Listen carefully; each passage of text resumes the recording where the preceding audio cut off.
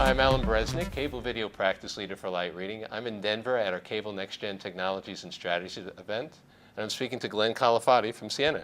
Hi, Glenn. Hi, Alan. How you doing? All right, good to have you here. Thank you. So you were on our fiber panel, and we were talking about fiber deep and what cable operators are trying to do there. Let's get into what some of the drivers are. Why are cable operators doing fiber deep, and why is it so important that they do it right now? Well, I think you have to think of the bigger issue. Like, they're not just going to spend money on deploying fiber and overbuilding a technology that works great for them. Right? They're making the investment for some reasons. Right. I always try to go back to it is really being an issue of quality of experience. So quality of experience, it's a little abstract for a conversation about cable. Right. But at the end of the day, they've got a lot of consumers, whether they're enterprise consumers or they're residential or even mobile consumers because of all their business service pedigree, right. Are looking for a very high quality internet service or network experience, right. or video experience, right? But broadband first these days, right? Well, it really is. Broadband has become more of a mission critical application. If you think of just on the enterprise side, you can't shut the e-commerce engine down on a business. And even in our own daily lives, we rely on the internet for so many more things than you might have imagined a decade ago.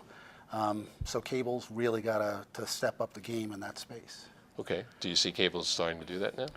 I absolutely do. I think they've recognized that it's they have an advantage already, and you might not think of the coaxial cable as being an advantage, but it truly is. I mean, right. it's such a broadband medium, and it does already deliver an incredible amount of bandwidth. Mm-hmm.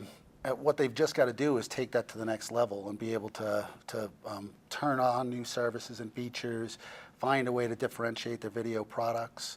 And by pushing fiber deeper and leveraging the capabilities of Ethernet or almost like data center technologies, right. They can actually make the velocity to market with new capabilities and higher speeds even better. And so it's just a natural improvement of what they're doing today. Right.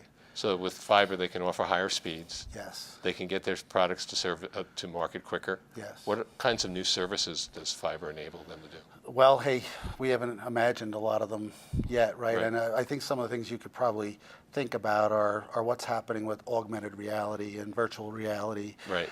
You're getting to the point where this real-time responsive internet is required. It cannot be slow to deliver. It can't be the weakest link in delivering the user experience.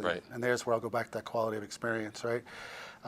So for these innovations to happen, the network just has to be a transparent, delivery vehicle for those services. So the world is going to imagine the new capabilities when the network is able to deliver those higher speed services. Right. Okay.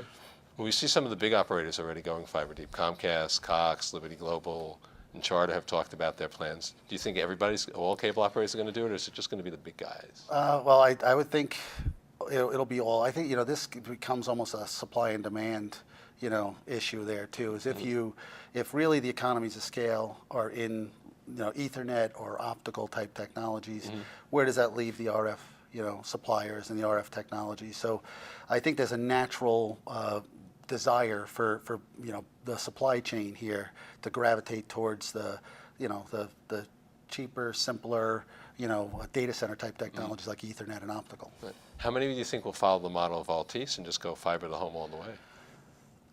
So listen, I think that's a long journey. I think you may, if you and I are talking about this 10 years from now, right. I think we're well along that journey. Right.